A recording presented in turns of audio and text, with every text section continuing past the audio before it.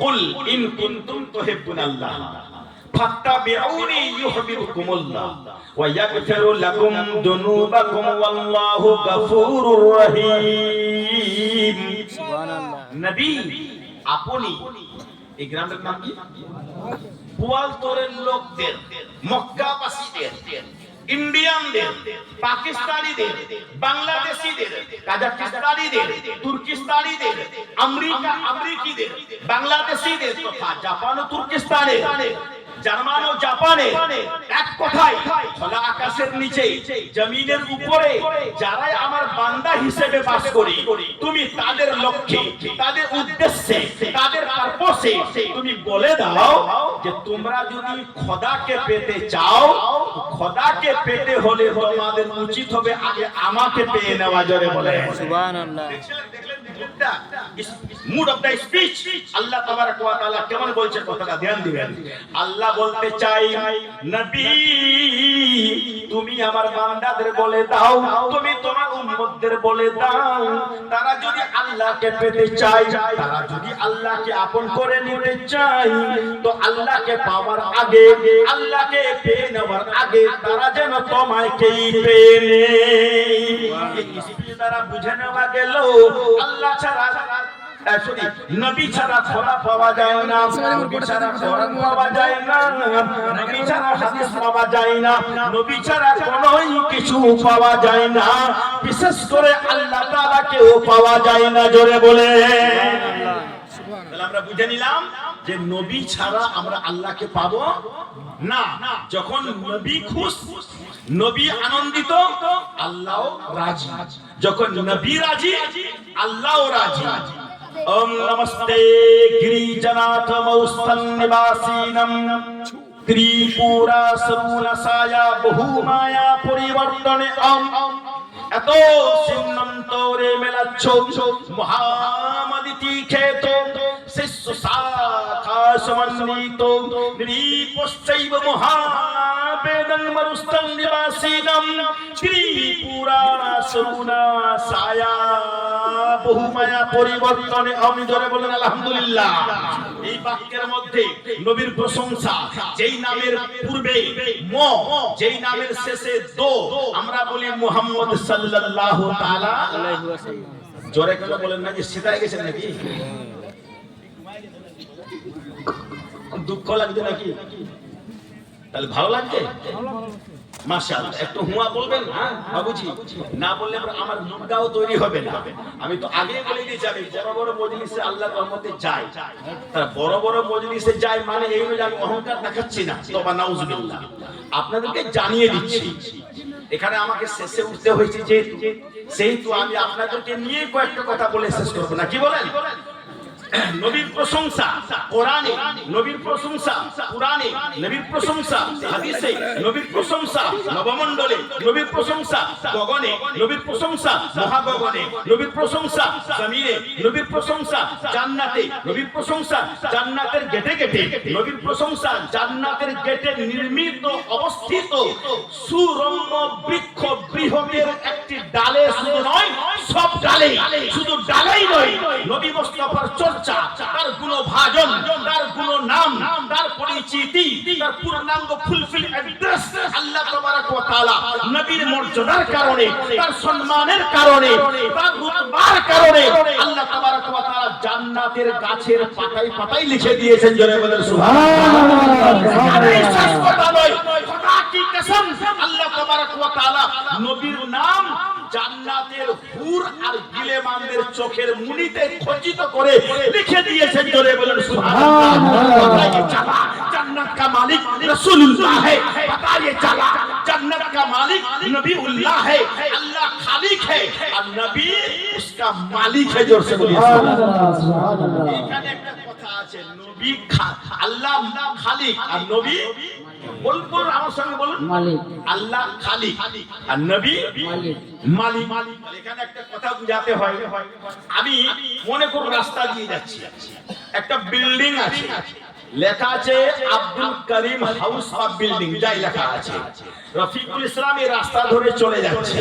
আরে বিল্ডিং কার আছে, কে বানাইছে, ওটা পরের গল্প, কিন্তু লেখা তো আছে আব্দুল করিম। জোরে বলবেন একবার সুবহানাল্লাহ। রফিকুল ইসলাম বুঝতে পারবে আব্দুল করিম মঞ্জিল যেখানে নাম লেখা আছে, নিশ্চয়ই তাহলে এই বাড়িটার মালিক হলো আব্দুল করিম। জোরে বলেন একবার সুবহানাল্লাহ। আমি এটা বুঝবো, আপনারা বুঝবেন কিনা তাড়াতাড়ি বলুন। আপনাদেরকেও বুঝতে হবে। আর যদি মালিকও আপনি না বুঝেন তো আর একটা জিনিস আপনার মাথায় কিন্তু আসবে, আপনার সন্তানের নাম মোহাব্বতের কারণে আপনি বিল্ডিংটাতে লিখে দিয়েছেন। দুটার মধ্যে একটা মোহাব্বত আর একটা মালিকত্ব। আল্লাহ তাবারক ওয়া তাআলা নবীর নাম জান্নাতের গেটে লিখে দিয়েছেন। আল্লাহ তাআলা নবীর নাম জান্নাতের গাছের পাতায় পাতায় লিখে দিয়েছেন। আল্লাহ তাআলা নবীর নাম জান্নাতের দরজাতে লিখে দিয়েছেন।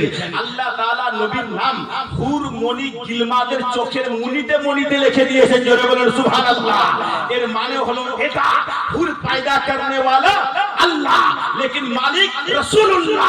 হুর পয়দা करने वाला अल्लाह, मगर मालिक रसूलुल्लाह।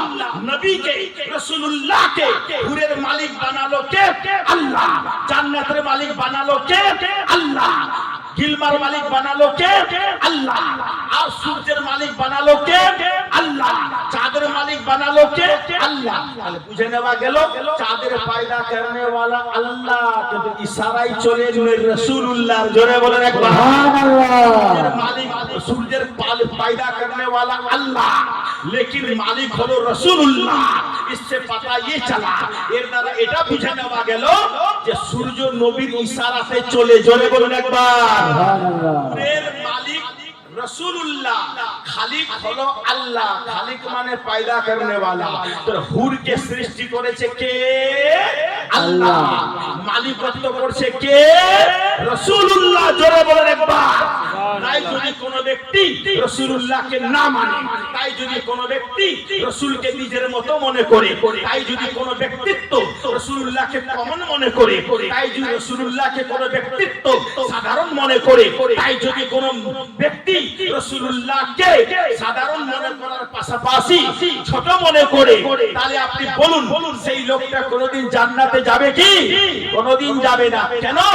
ওই লোকটা রাসূলুল্লাহকে ছোট মনে করলো, রাসূলুল্লাহকে নিজের মতো মনে করলো, রাসূলুল্লাহকে সাধারণ মনে করলো, রাসূলুল্লাহকে আপন ভাইয়ের মতো মনে করলো, রাসূলুল্লাহকে বড় ভাইয়ের মতো মনে করলো, রাসূলুল্লাহর ইজ্জতকে খর্ব করার চেষ্টা করলো, রাসূলুল্লাহর সম্মানকে হেনস্থা করার চেষ্টা বলো বলো বলো করলো। যার জন্য বুঝে নেওয়া গেল যে সেই লোকটা জান্নাতে যাবে না, যেহেতু রাসূলুল্লাহর সম্মানটাকে ও মানে লাগালো না। যাক, এতক্ষণের বক্তব্যে আমরা কি বুঝতে পারলাম? দুনিয়ার ক্রিয়েটর আল্লাহ, সূর্যের ক্রিয়েটর আল্লাহ, চন্দ্রের ক্রিয়েটর আল্লাহ, কি বলে যেন গাছ বৃক্ষ হলো তার ক্রিয়েটর আল্লাহ, আসমানের ক্রিয়েটর আল্লাহ, জমিনের ক্রিয়েটর আল্লাহ, পশ্চিমের ক্রিয়েটর আল্লাহ, মাগরিবের ক্রিয়েটর আল্লাহ, পূর্বের ক্রিয়েটর আল্লাহ, উত্তরের ক্রিয়েটর আল্লাহ, দক্ষিণের ক্রিয়েটর আল্লাহ, উপরের ক্রিয়েটর আল্লাহ, নিচের ক্রিয়েটর আল্লাহ, চন্দ্র সূর্য গ্রহ তারা রবি শশী কীট পতঙ্গ ভূজর কেশর তপন ভাস্কর ক্রিয়েটর আল্লাহ। কিন্তু আল্লাহ তাআলা নিজের মাহবুবকে এত ভালোবাসেন, নিজের নবীকে এত ভালোবাসেন, দয়ারে মুস্তাফাকে এত ভালোবাসেন, ইমামে হুসেনের নানাকে এত ভালোবাসেন, মা ফাতেমার আব্বাকে এত ভালোবাসেন, শহীদ কারবালা ইমামে হুসেনের নানাকে এত ভালোবাসেন যে একদিকে বলা হয়েছে লা ইলাহা ইল্লাল্লাহ ইল্লাল্লাহ, পাশেই বলে দেওয়া হয়েছে মুহাম্মাদুর রাসূলুল্লাহ, মুহাম্মাদুর রাসূলুল্লাহ।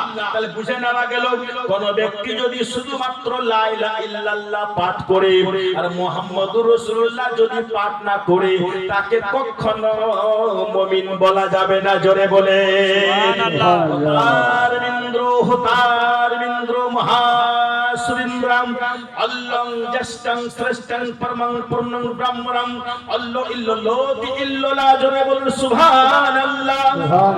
জানতে পারলাম এই নবীর নামের পাশাপাশি আল্লাহর নাম, আল্লাহর নামের পাশাপাশি রাসূলুল্লাহর নাম, এর মানে হলো এটা আল্লাহ তাআলা নবীকে চরম ভালোবাসেন, আর এমন ভালোবাসেন যে নিজের নামটা আল্লাহ তাআলা যেখানে রেখেছেন রাসূলুল্লাহর নামটাও কিন্তু তার পাশেই লিখেছেন। জোরে বলুন একবার সুবহানাল্লাহ সুবহানাল্লাহ। ইসলাম তো আমি আপনাদের সামনে যে আয়াত পেশ করেছিলাম, কুল ইন কুনতুম তুহিব্বুনাল্লাহ ফাত্তাবিউনি ইউহিব্বুকুমুল্লাহ ওয়া ইয়াগফিরু লাকুম যুনুবাকুম ওয়াল্লাহু গাফুরুর রহিম। নবী তুমি তোমার উম্মতদের বলে দাও, আমার বান্দাদের বলে দাও যে তারা যদি আল্লাহকে আপন করতে চায়, তারা যদি আল্লাহকে নিজ করতে চায়, তারা যদি আল্লাহকে পেতে চায়, আল্লাহকে ভালোবাসতে চায়, তাহলে আল্লাহকে পাওয়ার আগে, আল্লাহকে ভালোবাসার আগে, আল্লাহকে নিজ করার আগে, আল্লাহকে আপন করার আগে তারা তোমাকেই যেন নিজ করে নেয়, তোমাকেই যেন আপন করে নেয়, তোমাকেই যেন পেয়ে নেয়। তোমাকে পেয়ে নিলে আমি আল্লাহ রাজি হয়ে যাব, আর যখনই আমি আল্লাহ রাজি হয়ে যাব আমি তোমার উম্মতের আগেকার আর পিছনের সমস্ত গুনাহকে maaf করে দিব। জোরে বলে সুবহানাল্লাহ। আমি maaf করে দিব। এইবার আপনি বলুন, যখন কোন ব্যক্তির গুনাহ maaf হয়ে যায়, যখন কোন ব্যক্তির খাতা maaf হয়ে যায়, যখন কোন ব্যক্তির আর কোন গুনাহ থাকে না, আল্লাহ তাআলা তাকে জান্নাতে স্থান দিয়ে দেই। জোরে বলে সুবহানাল্লাহ। বুঝে নিতে পারলাম যদি রাসূলুল্লাহকে ভালোবাসা যায়, আল্লাহকে ভালোবাসা যায়, আমাদের কোনো গুনাহ থাকবে না। গুনাহ যখন থাকবে না আল্লাহ তাআলা আমাদেরকে জান্নাত দিবে। তাই আমি আপনাদেরকে বলতে চাই যে আমরা জান্নাত চাই না জাহান্নাম চাই? আপনারা বলুন কি চাই? জান্নাত। জান্নাত যেখানে চাই তো আগে কাকে ভালোবাসতে হবে? রাসূলুল্লাহ। রাসূলুল্লাহ নবী মুস্তাফা। নবীর ভালোবাসাতে কাকে পাওয়া যাবে? আল্লাহকে। আল্লাহকে পেলে ফলটা কি বের হবে? গুনাহ maaf হবে। গুনাহ maaf হওয়ার নতিজাটা কি বের হবে? আমরা জান্নাত পাবো। জোরে বলেন সুবহানাল্লাহ। লা ইলাহা ইল্লা হাতি পাপম ইল্লা ইলহা পরমপদম জন্ম বৈকুণ্ঠপুর জপটিনি তিথি জপিনা আমি মুহাম্মাদাম। জোরে বলেন একবার সুবহানাল্লাহ। আমাদের কলেমা লা ইলাহা ইল্লাল্লাহ মুহাম্মাদুর রাসূলুল্লাহ আছে কিনা ভাই বলেন? তুলসী গাছের তলায় কলেমা শুনেছেন কোনদিন? কোনটা কলেমা আছে? নবীর মায়ের নাম কি আছে? নবীর বাবার নাম কি আছে? নবীর জন্ম কোথায় হয়েছে? জোরে বলেন একবার সুবহানাল্লাহ। হযরত Muhammad Mustafa was born in 70th century. জোরে বলুন সুবহানাল্লাহ একবার। 570 century in Makkah. এটা মাথায় রাখতে হবে, নবীর জন্ম ওখানে হয়েছিল। his mother's name is Amina, father's name is Abdullah, Allahu Akbar. Grandfather's name is Hazrat Abdul Muttalib, paternal uncle name is Hazrat কি বলে জানো আবু তালিব।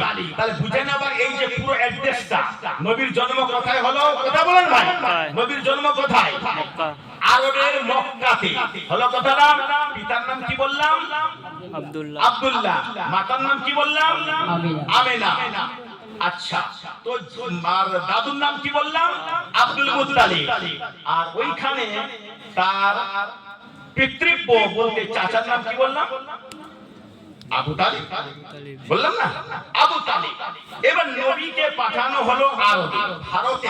ধ্যান দিবেন, লজিক্যালি বক্তব্য, লজিক্যালি লেকচার শুনে আপনার বেনিফিট হবে, মন আলোকিত হবে। কেউ প্রশ্ন করলে উত্তর দিতে পারবেন। নবীকে আল্লাহ তাআলা আরবে পাঠালেন, ভারতে নয়। নবীকে আল্লাহ তাআলা মরুভূমি মক্কা নগরীতে পয়দা করলেন, আরবের মাটিতে পয়দা করলেন। ইন্ডিয়ার মাটিতে নয়, পাকিস্তানের মাটিতে নয়, শ্রীলঙ্কাতে নয়, কাশ্মীরে নয়, আপনার অন্যান্য জায়গাতে নয়। কোথায় পয়দা করলেন বলুন? আরবে।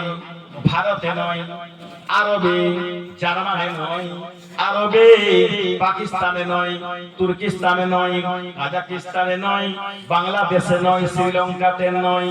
আর এই পাশাপাশি আল্লাহ তাআলা পবিত্র কোরআনকে আরবে পাঠালেন, ভারতে নয়, বাংলাদেশে নয়, তুর্কিস্তানে নয়, কাজাকিস্তানে নয়, জার্মান ও জাপানে নয়। কোথায় পাঠালো তাহলে? আরব। জোরে বলুন একবার সুবহানাল্লাহ, সুবহানাল্লাহ। কারণ তো আছে, ধ্যান দিবেন ভাই। জুয়ানরা অনেক বক্তব্য আপনারা শুনেছেন, আর এগুলো কথা আপনাদের জানতে হবে, কিন্তু না হলে উত্তরটা দেওয়া যাবে কিভাবে, না কি বলেন? কেন আল্লাহ তাআলা ইচ্ছে করলে ভারতেও তো কোরআন পাঠাতে পারতেন, আরবে পাঠাতেন না। ইচ্ছে করলে ভারতে নবী পাঠাতেন, আরবে পাঠাতেন না। এর মূল কারণটা কি? এর মূল কারণ হলো এটা, যখন পূর্ব থেকে পশ্চিম আর উত্তর থেকে দক্ষিণ পৃথিবীটাকে আপনি যখন মাপবেন, ওজন করবেন, দেখা যাবে যে আরবের মাটিটাই হচ্ছে আপনার বীজ গোটা দুনিয়ার। জোরে বলেন সুবহানাল্লাহ, সুবহানাল্লাহ। বুঝতে পারলেন? কি বলেন? বীজ, সেন্ট্রাল অফ দ্য ওয়ার্ল্ড, গোটা সেন্ট্রাল অফ দ্য আর্থ, গোটা পৃথিবী যেটা সেন্ট্রাল বিচ জায়গা হলো আপনার আরবের মক্কার কাবা। জোরে বলেন সুবহানাল্লাহ।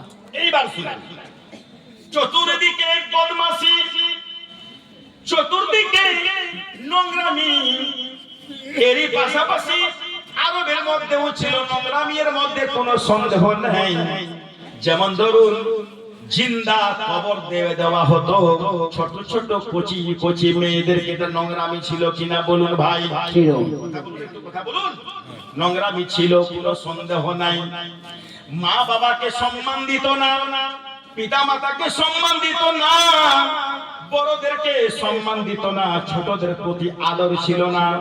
বিশেষ করে মূর্তি পূজা হইতেছে, মূর্তি পূজা ছিল রানিং, মূর্তিগুলোর পূজা হতো, আল্লাহর পূজা হতো না। জোরে বলেন একবার নাউজুবিল্লাহ।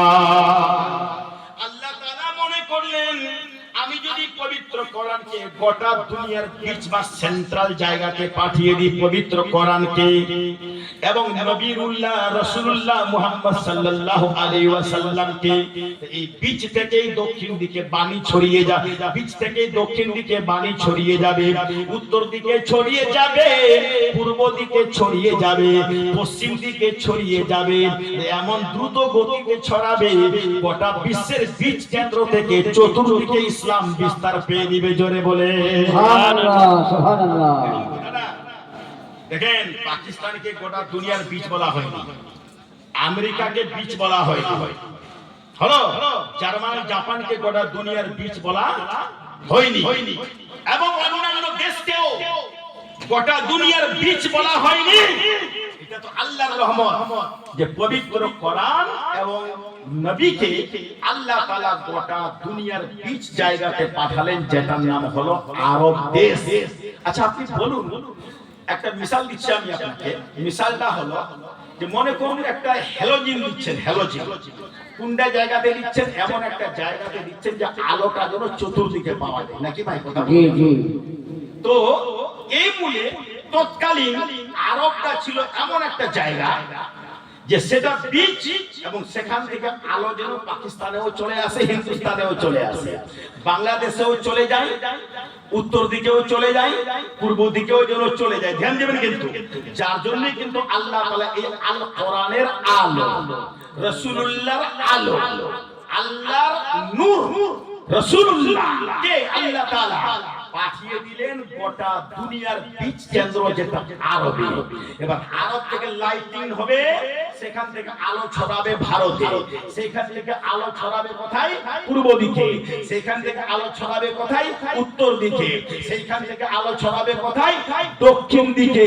আর এমন কি জেনিফার নায়িকা আজান শুনে কলমা পড়বে, এটাও কিন্তু একটা যুগে দেখা যাবে। জোরে বলেন, সেটা কিছুদিন আগেই দেখা গেল। কিভাবে? কোন আওয়াজে? আল্লাহু আকবার, আল্লাহু আকবার, সুবহানাল্লাহ। আজানটা মুখস্থ নেই আপনাদের? আমার সঙ্গে বলতে পারবেন না সুবহানাল্লাহ? সুবহানাল্লাহ। আল্লাহু আকবার, আল্লাহু আকবার। সুবহানাল্লাহ এর বাংলা মানে কি? আল্লাহ সবচাইতে মহান, তার উপরে আর কোন শক্তি নাই নেই, না দেবী না দেব, না পার্বতী না শিব, না কালী না দুর্গা, না রফিকুল না তুমি, করিমুল না কুঞ্জু বিহারী, কেউ না। তাহলে পূজাটা কার হবে? কথা বলেন না যে সৃষ্টির না স্রষ্টার? স্রষ্টার মানে আল্লাহ। আল্লাহ ছাড়া কাউরি ইবাদত কিন্তু হবে না। ঘোষণা হলো ওই আরবের মাটি থেকে, এই জোরে বলেন সুবহানাল্লাহ। কেন ঘোষণাটি হলো? আরবের মাটিতে মূর্তি পূজা ছিল, আরবের মাটিতে ভুল ভ্রান্তিকর ব্যাপার ছিল। সেইখানে যদি কোরআন চলে আসে, সেইখানে যদি হাদিস চলে আসে, সেইখানে যদি আযান উচ্চারিত হয়, তাহলে গোটা দুনিয়াতে আলোকিত হয়ে যাবে। জোরে বলে সুবহানাল্লাহ। আযানের ব্যবস্থা হলো আশহাদু আল্লা ইলাহা ইল্লাল্লাহ, সুবহানাল্লাহ সুবহানাল্লাহ। আমি সাক্ষ্য দিচ্ছি আল্লাহ ছাড়া কেউ মাবুদ নাই। ঠিক আছে? আশহাদু আন্না মুহাম্মাদার রাসূলুল্লাহ।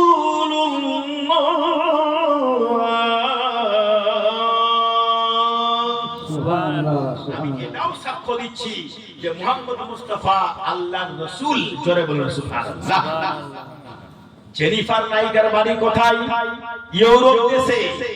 জাতিতে ইহুদি। ভারতের কিছু লোক মসজিদ থেকে মাইক নামিয়ে দিচ্ছে আজান দেওয়া, কোথায় বলেন না জি যাবে না। অনেকেই মসজিদের মুয়াজ্জিনকে আজান দিতে নিষেধ করে, অনেকে আজানের ধ্বনি শুনতে চায় না। কিন্তু এদেরই মতো তো আবার ইউরোপের মাটিতে শিক্ষিতা নারী, ভালো হাই ফাই ব্যক্তিত্বর মালিক যিনি, নাম তার জেনিফার নাইকা।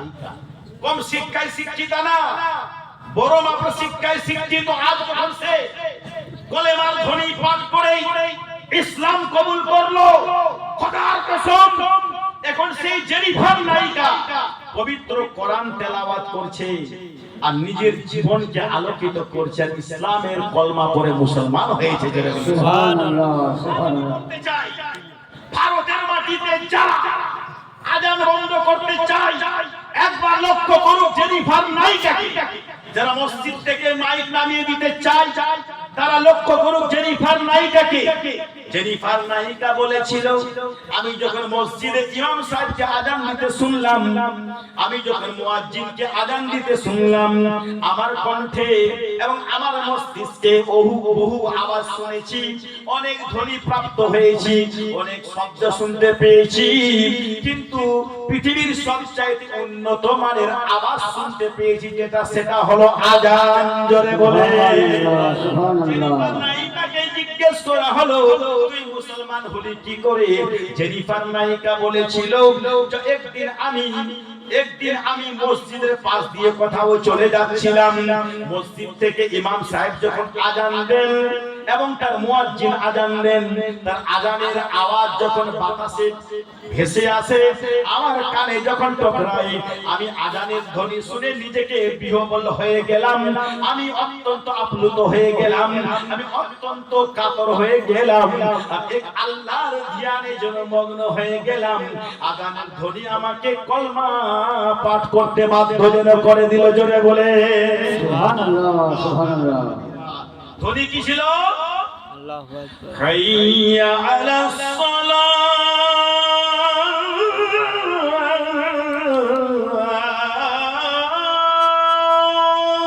সুবহানাল্লাহ সুবহানাল্লাহ। এসো নামাজের দিকে। হনুমান চালিসার দিকে নয়, ঢোল বাজনার দিকে নয়, তামাশার দিকে নয়, নাচ গানের দিকে নয়, নৃত্যের দিকে নয়, জুয়াবাজির দিকে নয়, মারামারির দিকে নয়, ফাটাফাটির দিকে নয়, বোম ব্লাস্টিং এর দিকে নয়, গুলি ফায়ারিং এর দিকে নয়, আল্লাহকে যেটাতে রাজি করা যায় তার দিকে এসে জোরে বলেন সুবহানাল্লাহ। সুবহানাল্লাহ। জি জি। আল্লাহু আর কি বলা হচ্ছে? হাইয়া আলাল ফালাহ,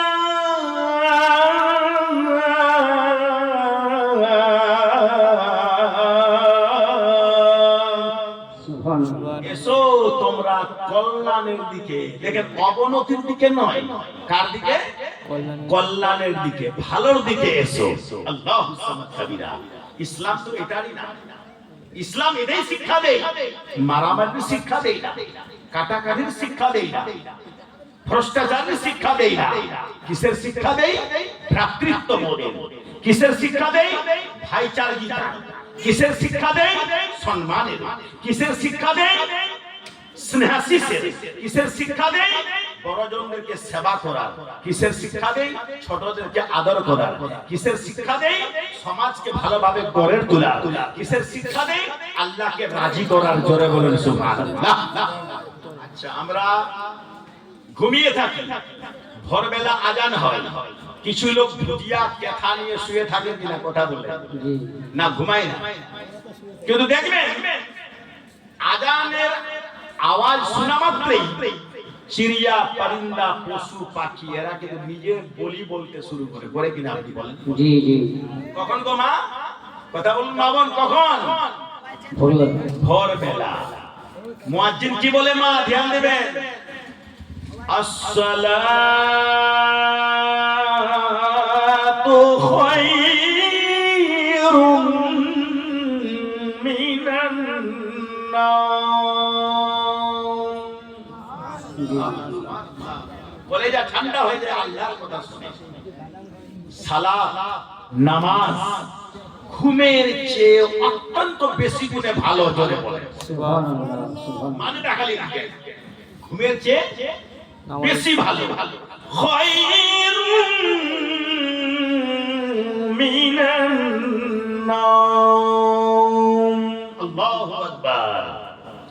গাছেরা নিজের ভাষায় আল্লাহর ইবাদত করতে শুরু করে দেয়, পশু পক্ষীরা নিজের ভাষাতে আল্লাহকে রাজি করতে শুরু করে দেয়, আর অন্যান্য যে সমস্ত মাখলুক আছে তারাও কিন্তু আল্লাহকে রাজি করার ইবাদত করতে শুরু করে। জোরে বলে কিন্তু হায় রে মানুষ, আমরা মানুষ হয়েও আল্লাহকে রাজি করতে পারলাম না। আমরা ভুজিয়া নিয়ে শুয়ে থাকলাম, কেথা নিয়ে শুয়ে থাকলাম, মুয়াজ্জিন আযান দিচ্ছে, ইমাম সাহেব নামাজ পড়াচ্ছে, মসজিদের পাশেই কিন্তু বাড়ি, আরে পাশে নাও দূরে আছে কিন্তু আল্লাহর ধ্বনি তুমি শুনতে পাচ্ছ। জোরে বলুন একবার, তুমি শুনতে পাচ্ছ। শোনা মাত্রই চিড়িয়া পরিন্দা ইবাদত করতে শুরু করে দিয়েছে। আর সেই আল্লাহ রাব্বুল আলামিন মানুষকে আশরাফুল মাখলুকাত করেছে, উৎকৃষ্ট মানের প্রাণী করেছে। যেই মানুষকে আল্লাহ তাআলা ভালো মন্দ বুঝার শক্তি দান করেছে। জোরে বলেন, যেই মানুষকে আল্লাহ তাআলা আশরাফুল মাখলুকাত বলেছেন, ওই মানুষ কিন্তু ভুটিয়ার তলায় ঘুমিয়ে ঘুমিয়ে থাকে, আজানের কোনো পারোয়া করে না। আজকে আমাদের এসআইআর নিয়ে ভয়, কথা কেন বলেন না? এই ভাই কিসের ভয়? এসআইআর নিয়ে ভয়। ডিলিটেড লিস্টে নাম চলে এসেছে অনেকেরই।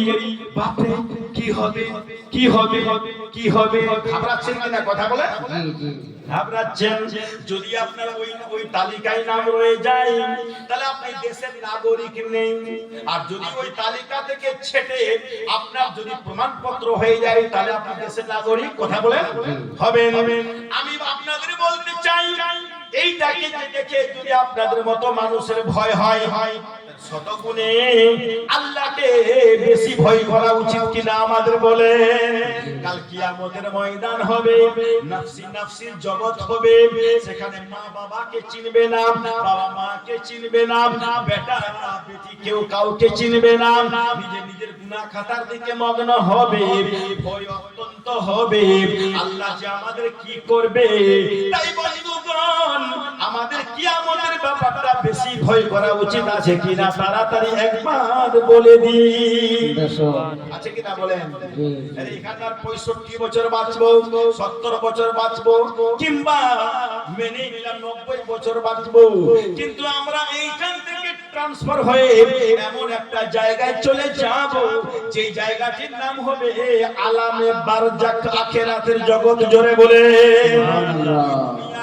স্থায়ী, এটা হবে অস্থায়ী। এইখানে এখন রফিকুল ইসলাম কথা বলছে, একটু পরে নাও থাকতে পারে, কিন্তু খোদার কসম নবী আমার বলেছেন মানুষ যখন মারা যায় অন্য একটা জগতে চলে যায়, সেখানে চলে গেলে আর তাকে দ্বিতীয়বার মরতে হয় না। জোরে বলে সুবহানাল্লাহ। বেশো কথাটা বুঝবেন? জি। আমরা এখানে মরে যাব আর এইখান থেকে আমরা আবার চলে যাব, আর ওটা এমন একটা জগৎ হবে যে সেখানে আর আমাদেরকে মরতে হবে না।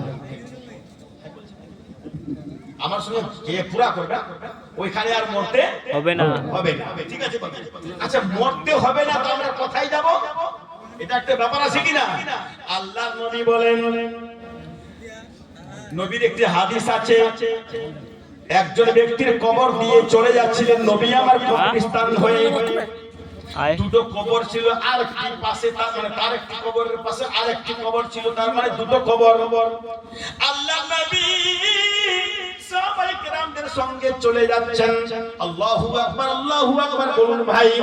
আমার নদয়ারে মদিনা মুহাম্মদ মুস্তাফা সাল্লাল্লাহু তাআলা আলাইহি ওয়াসাল্লাম হঠাৎ করে তিনি বলে উঠলেন আল্লাহু আকবার, আল্লাহু আকবার।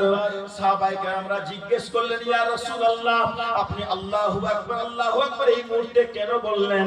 নবী আমার উত্তরে বললেন ও আমার সাহাবী, আমি যেটা দেখতে পাই তোমরা কেউ দেখতে পাও না, আমি যেটা শ্রবণ করতে পারি তোমরা কেউ শ্রবণ করতে পাও না, আমি যেটা অবলোকন করতে পারি, আমি যেটা অনুধাবন করতে পারি তোমরা কিন্তু সেটা কেউ করতে পারো না।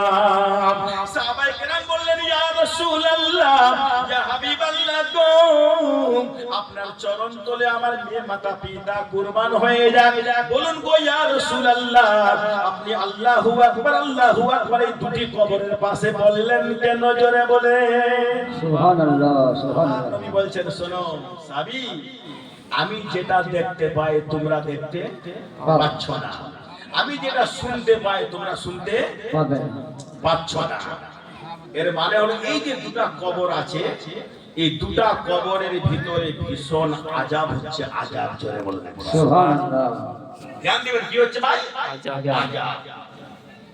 সাবিরে যা যা দুটো বা একটা খেজুরের ডাল কেটে নিয়ে আয়। সুবহানাল্লাহ। আল্লাহু আকবার।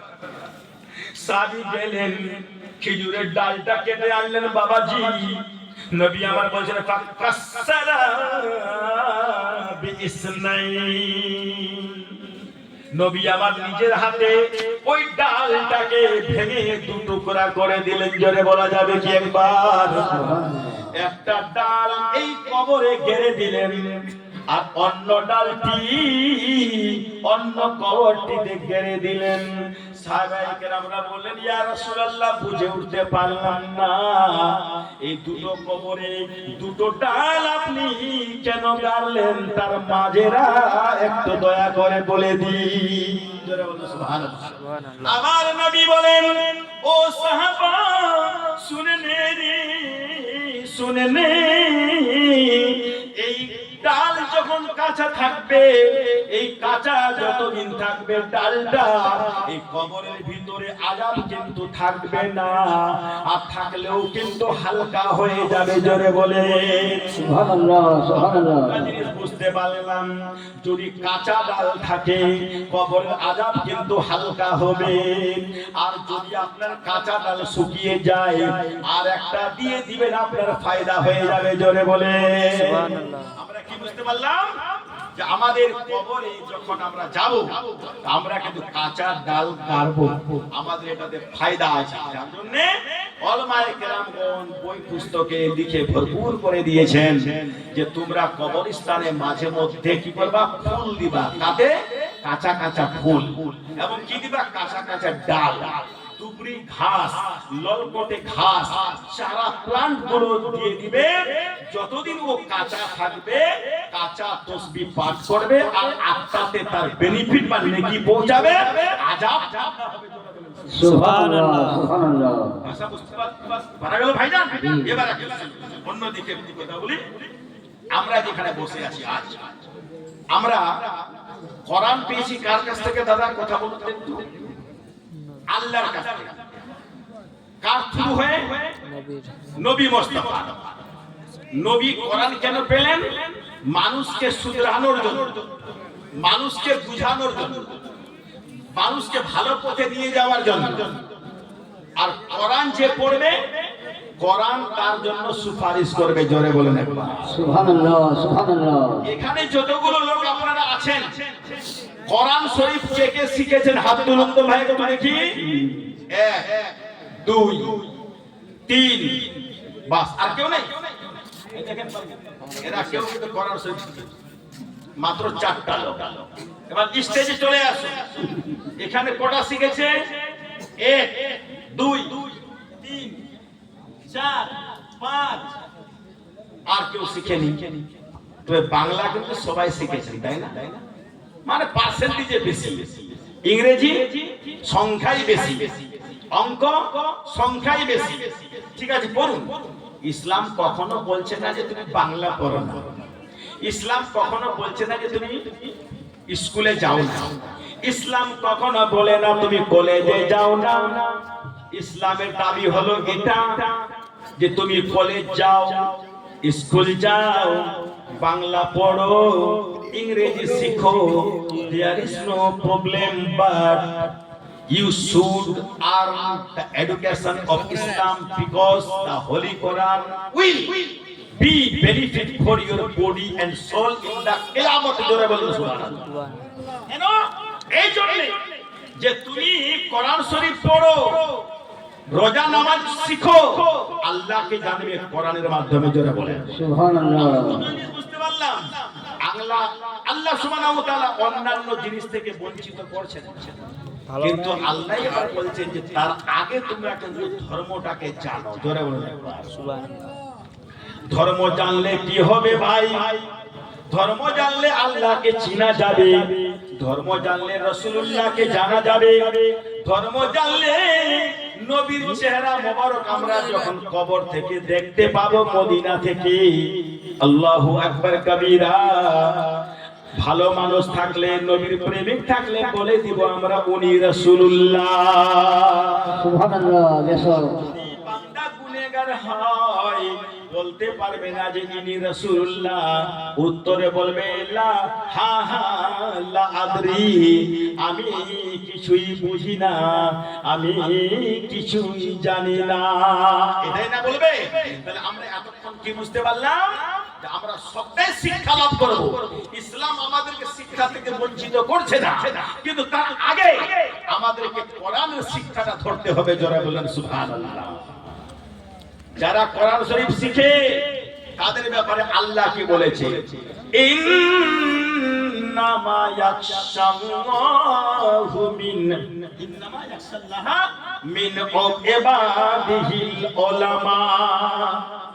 মাস্টারের কথা কোরআন শরীফে আল্লাহ তাআলা বলছেন না, ইঞ্জিনিয়ারের কথা বলছেন না, ডাক্তারের কথা বলেননি, তিনি বিজ্ঞানীর কথা বলেননি, আলিমের কথা আল্লাহ তাআলা বলেছেন। জোরে বলে সুবহানাল্লাহ, সুবহানাল্লাহ। এক বচন উলামা বহু বচন। তার মানে হলো আল্লাহ তাআলা বলছেন আমি আলিমকে অত্যন্ত ভালোবাসি। নবী আমার বলেছেন আল উলামাউ ওয়ারাসাতুল আম্বিয়া, যারা আলেম তারা নবী গণের ওয়ারিস। জোরে বলেন সুবহানাল্লাহ, সুবহানাল্লাহ। আল্লাহ বললেন পবিত্র কোরআনে, আল্লাহ তাআলা বলছেন কোরআনে আলিমরা আল্লাহকে ভয় পায়। নবী বলছেন হাদিসে এই আলিমরা হলো আমার ওয়ারিস। ভাই ওয়ারিস মানে কি গো? বলতে পারেন ওয়ারিস মানে? অংশীদার। বাবাজি ঠিক বলতে পেরেছে। হ্যাঁ, ওয়ারিস মানে অংশীদার। নবী বলেন আলেমরা আমার ওয়ারিস, তার মানে কি অংশীদার তাহলে নাকি? এবার আমি বুঝাতে চাই কিসের ওয়ারিস, এটা তো আপনাদের জানতে হবে নাকি ভাই? বাবা মারা গেলে তার ভিটা বাড়ি আছে, বেটা বেটি অংশীদার ওয়ারিস। আর আপনার যদি মা মারা যায়, বেটা বেটি আল আওলাদ ওয়ারিস। ঠিক আছে, আমার নবী ইন্তেকাল করেছেন, তার ওয়ারিস কে? ওয়ারিসের মানে যদি অংশীদার হয় এই জায়গাটাতে, নবীর ওয়ারিস যেখানে আলেমরা, তার নবী মুস্তাফার কতটা ভিটা বাড়ি পাবে আলেমরা, বুঝার দরকার আছে কিনা বাবুজি একটু বলো বলো বলো। জি জি জি জি। দিকে ভাষণ দাঁড়িয়ে যাচ্ছে মাথা লাগান একটু, কাজ আছে কিন্তু আপনাদের, ঠিক আছে? তো শুনেন, নবী মুস্তাফার ভিটা বাড়ির অংশীদার নয়, বাগানের কোনো অংশীদার নয়। অংশীদার হলো কোনটা জানেন?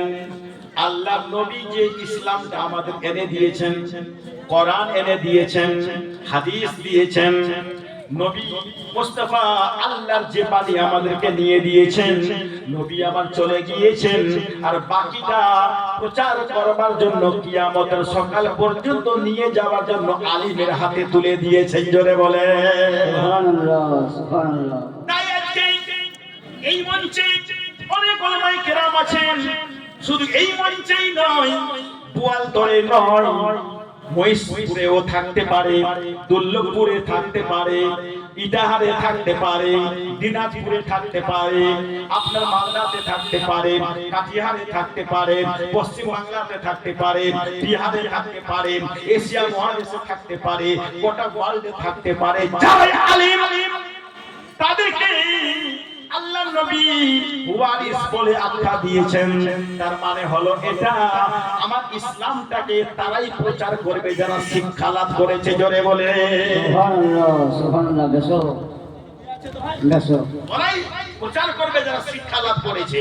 আর পাশাপাশি আছে যারা আলিমকে দুঃখ দিবে, নবীকেই দুঃখ দেওয়া হলো, নবীকে দুঃখ দিলে আল্লাহকে দুঃখ দেওয়া হবে, আল্লাহকে দুঃখ দেওয়া হলে প্রতিমাটা কি হবে?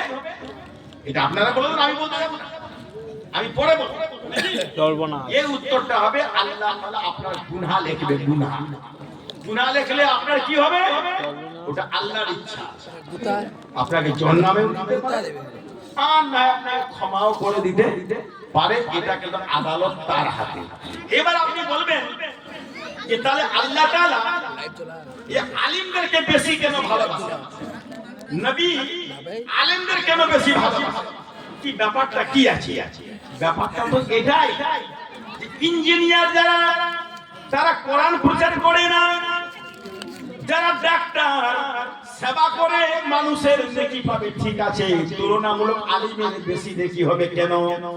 আল্লাহর পরিচিতিটা, কোরআনের ভালোবাসাটা, ইসলাম ধর্মের কাহিনীটা, ইসলাম ধর্মের পরিচিতিটা মানুষের কাছে পৌঁছায় দিয়ে হাজার হাজার ও মুসলিমদেরকে মুসলমান বানিয়ে আল্লাহর জান্নাতে নিয়ে যাচ্ছে। জোরে বলে সুবহানাল্লাহ যেমন একটা মিশাল দেই, ভারতের মাটিতে আজমির শরীফে যখন আল্লাহকে পহচাননেওয়ালা কেউ ছিল না, আল্লাহকে জাননেওয়ালা ছিল না, দেবদেবীর পূজা হচ্ছিল, বৃক্ষলতা পাতার পূজা হচ্ছিল, পানি নদীর পূজা হচ্ছিল, ঠিক তখন আজমির শরীফের খাজা মঈনুদ্দিন চিশতিকে স্বপ্নযোগে আমার নবীজি সাল্লাল্লাহু আলাইহি ওয়াসাল্লাম বললেন, মঈনুদ্দিন তোমাকে ভারতে যেতে হবে ইসলাম প্রচার করার জন্য। জোরে বলে সুবহানাল্লাহ। বেশো। হযরত মঈনুদ্দিন বলেছিলেন, ওগো আমার রাসূল, আমি কেমন করে ভারতের মাটিতে যাব, যেহেতু আমি ভারতকে চিনতে পারিনি। আমার নবী তখন একটা নকশা এঁকে দিয়েছিলেন যে এইভাবে এইভাবে গেলে তুমি ভারতের আজমিরে পৌঁছে যেতে পারবে। জোরে বলা যাবে কি? সুবহানাল্লাহ আমি খাজার দিওয়ানা হয়েছি আজমির রওয়ানা, আমি খাজার দিওয়ানা হয়েছি আজমির রওয়ানা। কেন কথা এই কোন যদি জোরে জোরে না বলেন আমার সঙ্গে বক্তব্য ছেড়ে দিব না না বলো। দাদা, কি ছাড়বো কি? হাত তুলে বলেন না জি ভাই, ছাড়বো কি ছাড়বো না? হ্যাঁ ঠিক আছে, চলে উঠেন। কেমন বলি নাকি? আমাকে বলেন না। হ্যাঁ? কি হাত দিয়ে উঠালেন? হ্যাঁ লে উঠায়। যে গজলের কথা বাদ দেন, বক্তব্যটা শুনুন। গজল তো দু একটা হবেই ইনশাআল্লাহ। আমি বলতে চাই, শুনবেন বক্তব্যটা? হ্যাঁ না হ্যাঁ রাত বেশি হয়ে গেছে, ছাড়বেন কোনটা? গোটা রাত চলো গাইয়া। মাশাআল্লাহ, আপনারা শুনবেন? হ্যাঁ শুনে 10টা লোক যদি বসে থাকে তো শোনাবো, কোনো অসুবিধা নেই। তাহলে আপনারা মরে যায়, তার মানে ঘুমায়, রাগ করলেন নাকি? না ঘুমাবেন না কিন্তু ধ্যান দিবেন বেশি না আরো 8 ঘন্টা চলাফেরা দেখবেন হ্যাঁ এই গাল মুখ চলে গেল মোর পান্ডা খাই আরো বেশি খাই খাল ধরা বাজলো কোথায় একটা 22 ইনশাআল্লাহ আপনার পরে দুটো ছেড়ে দেব হ্যাঁ হ্যাঁ কোনো দুঃখ কোনো বেদনা কোনে দুটা পরে দুটো ছেড়ে দেব ইনশাআল্লাহ সারা আমি খাজার দেওয়ানা হয়েছি আজমের রাওয়ানা আমি খাজাকে মনের কথা বলবো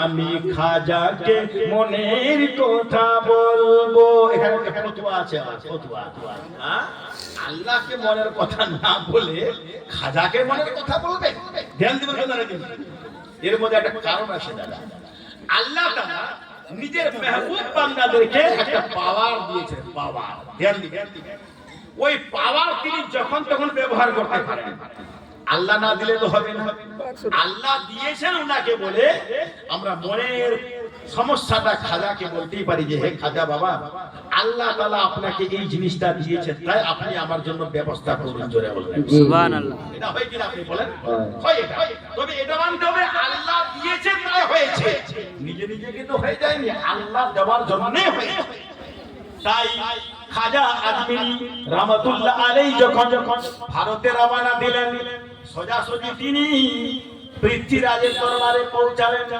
আজকে ভারতের মাটিতে বলে মুসলমানরা লড়াই করে ইসলামকে বাড়িয়েছে বলে আদব আন্দোলন নবীর বাণী প্রচার করে মুসলমান বাড়িয়েছে জোরে বলেন সুবহানাল্লাহ জবরদস্তি না ইসলাম প্রচারের মাধ্যমে মুসলমান হয়েছে কাউকে জবরদস্তি আল্লাহু আকবার বলালে সে যে মুসলমান হয়ে যাবে এটা কিন্তু আদৌ না খাজা আজমিরি যখন পৃথ্বীরাজের দরবারে এসে পৌঁছালো সেখানে তার অনেকগুলো উট বাঁধানো ছিল ঠিক আছে উট বাঁধানো ছিল এবার খাজার সঙ্গীরা ওই জায়গাটাতে গিয়ে যখন বসলেন তো তার সৈনিকেরা বলল এই ফকির তুমি এখান থেকে চলে যাও এই জায়গাটা তোমার বসার জন্য নয় তখন আমার খাজা বলেছিলেন যেখানে আমার বসার জায়গা নয় তাহলে তোমার উটগুলো এখানে বসেই থাকে ধ্যান দিবেন কথাটা কিন্তু সুবহানাল্লাহ निगाहे वाली में वो तासीर देखी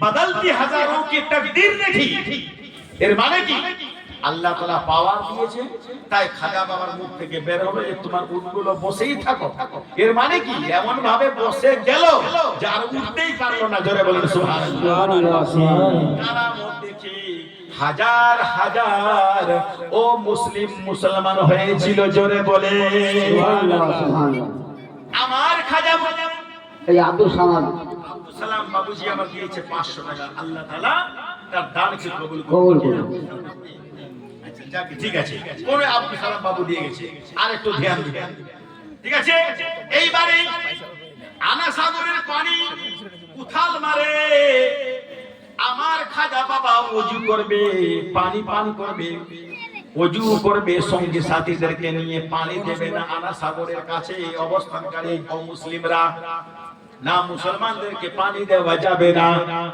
এই বার্তা দিল খাজা বাবাকে কোন এক সঙ্গী খাজা বাবা নিজের পাত্রটা দিলেন কাঁসার বাসনটা দিলেন আর বললেন যাও আনা সাগরকে গিয়ে বলো এ আনা সাগর खाजा ने तुमको इस कटोरे में बुलाया है इस कटोरे में बुलाया है कटोरा যখন তার সঙ্গী আনা সাগরে রেখে দিলেন কারামত এমন ভাবে দেখুন সমস্ত পানিটা যেন গড়ায় এসে কটোরার ভিতরে ঢুকে গেল তালাবের মধ্যে একটু আর পানি থাকলো না জোরে বলে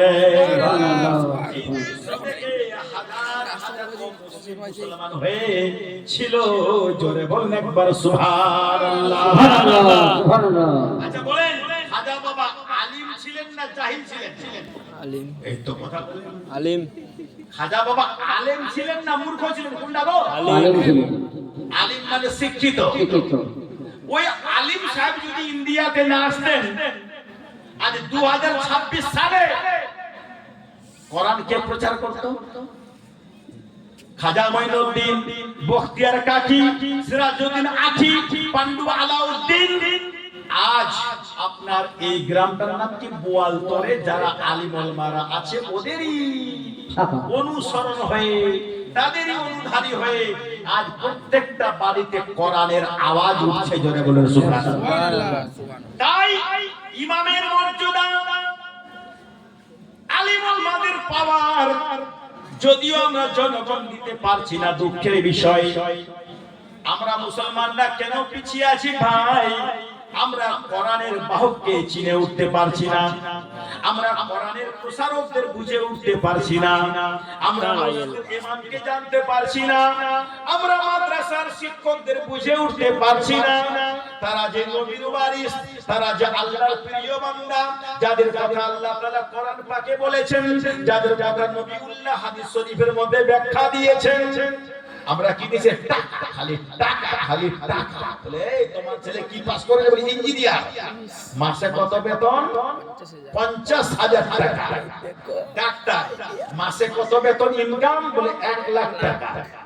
ঠিক আছে, ওই বিজনেসম্যানের বলে 50,000 টাকা মাসে। আর ইমাম সাহেবের কত? বলে 10,000, 7,000, 5,000। জান দিবেন ভালো কথা না? এবার কিছু লোক আবার বলছে, হে মশাই, ইঞ্জিনিয়ারের টাকাতে বরকত নাই।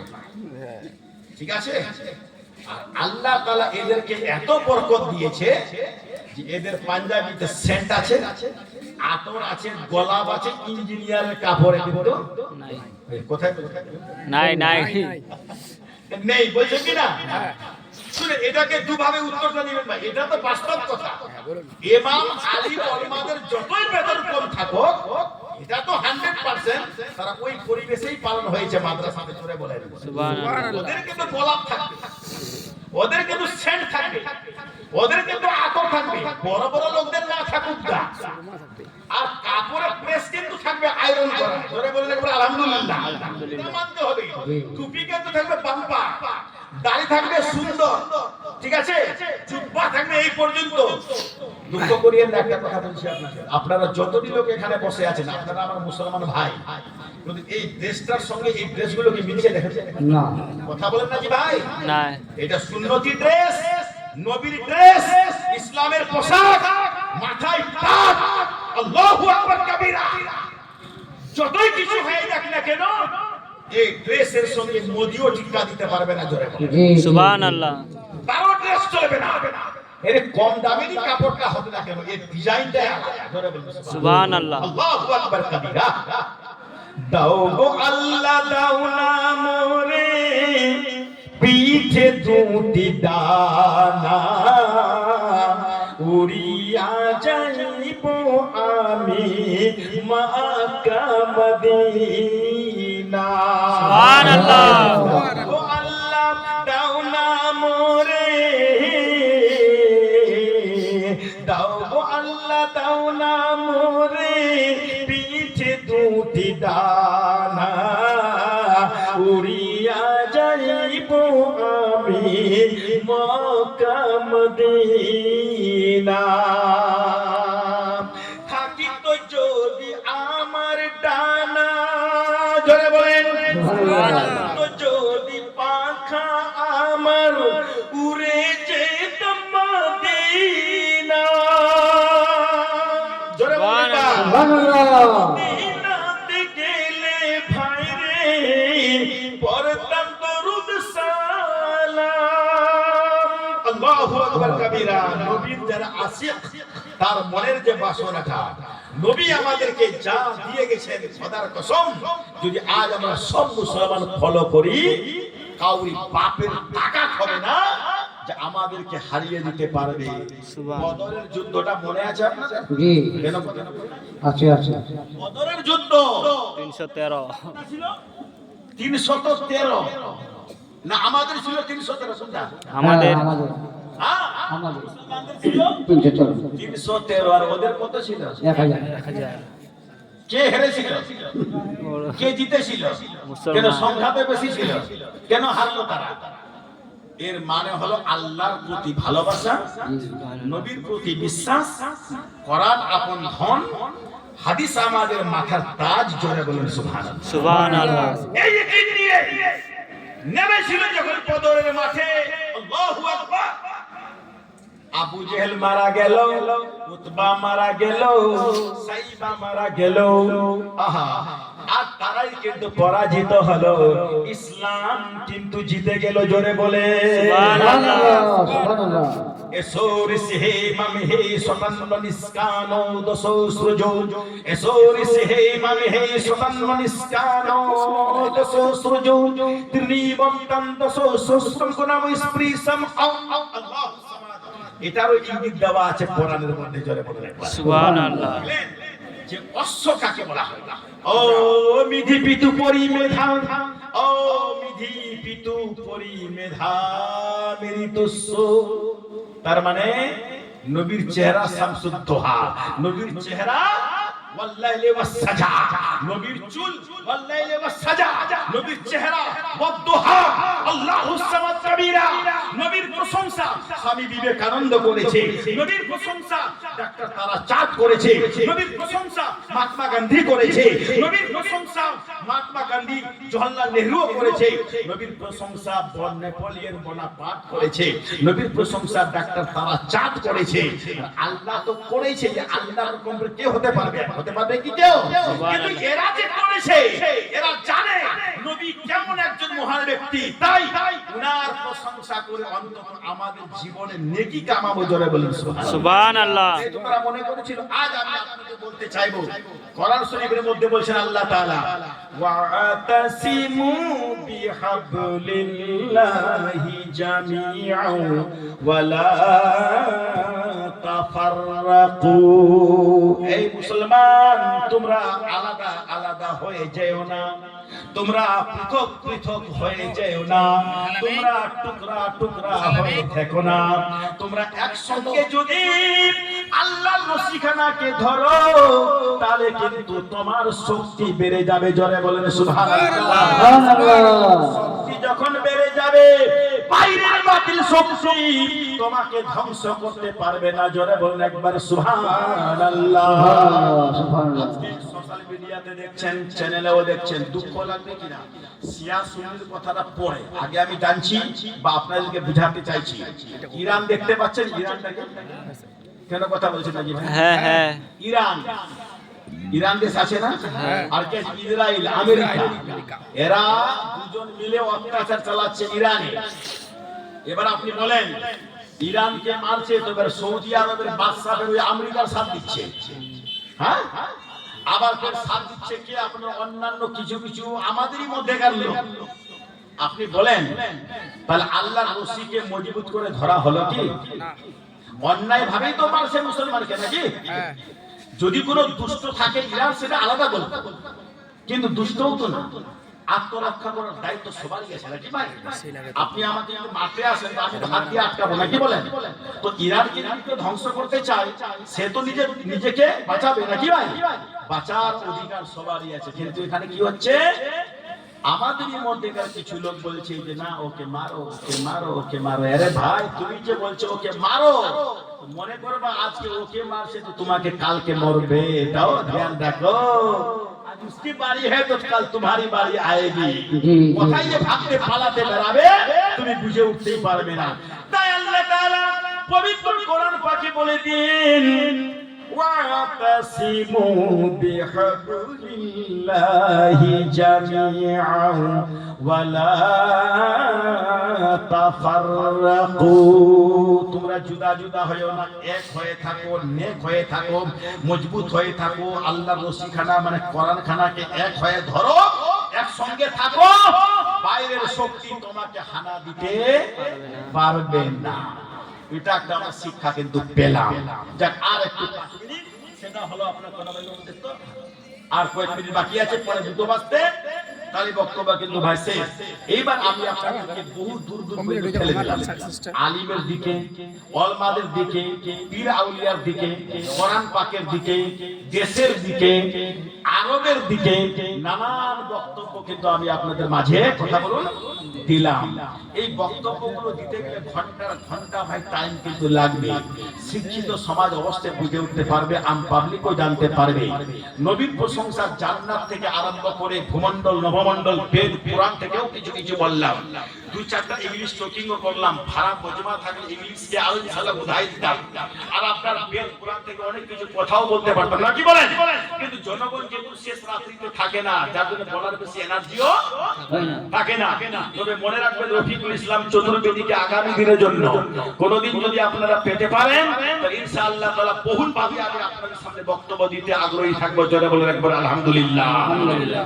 আল্লাহুম্মা সাল্লি আলা সাইয়্যিদিনা মাওলানা মুহাম্মদ ওয়া আলা আলি সাইয়্যিদিনা মাওলানা মুহাম্মদ সাল্লাল্লাহু নাইকো যেতাই নহদিনালা নাইকো বটের ছায়া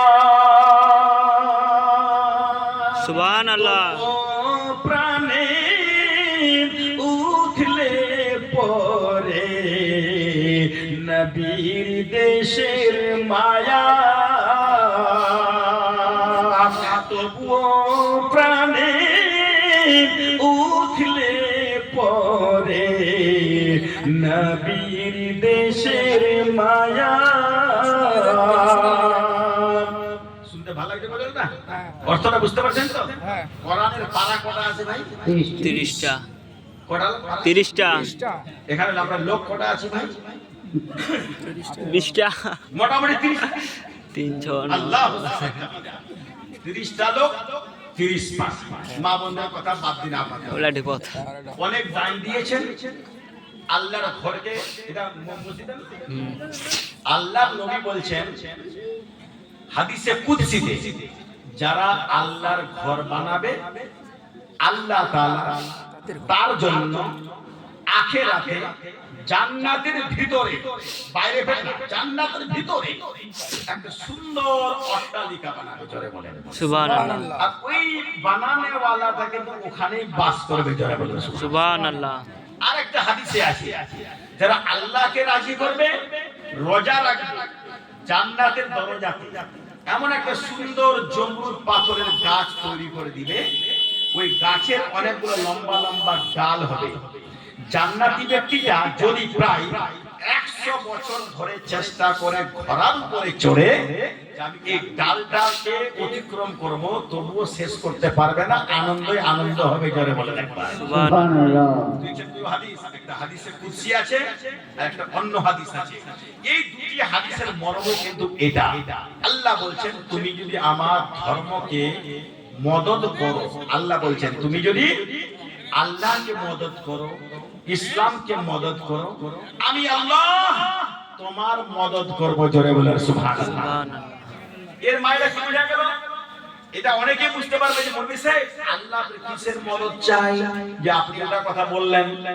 আল্লাহ তো কাউরি মুখাপেক্ষী নয়।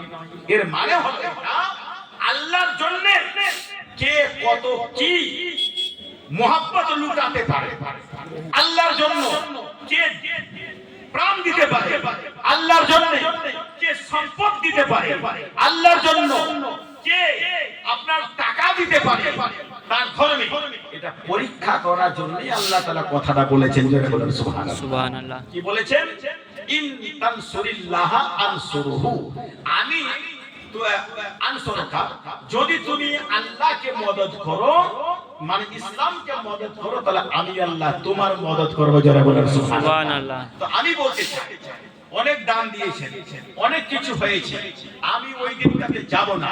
কিন্তু রাত্রিটা শেষ, গভীর রাত্রি, এই গভীর রাত্রে আপনার শেষ বক্তা আপনাদের জন্য মন ভরে, দিল ভরে, প্রাণ ভরে এই কথাগুলো রাখলো। আর আপনাদের মৃত মা বাবার নামে ভাই দোয়াটা করব। কারণ হাদিস শরীফে আছে ফরজ নামাজের পরে দোয়া করলে দোয়াটা বেশি কবুল হয়।